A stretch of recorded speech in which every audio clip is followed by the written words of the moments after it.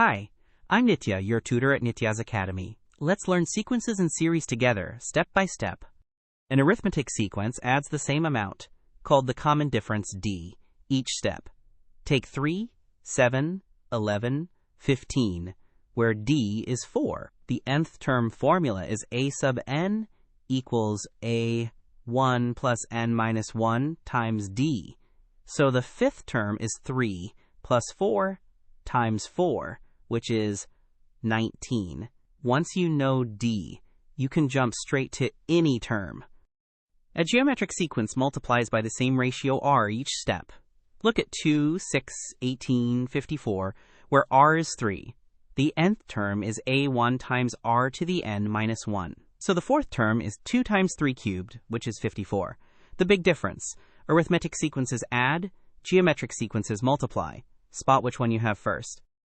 Let's sum the first 6 terms of 5, 8, 11, and so on. Here, a 1 is 5, d is 3, and the sixth term is 20. The sum formula pairs the first and last term.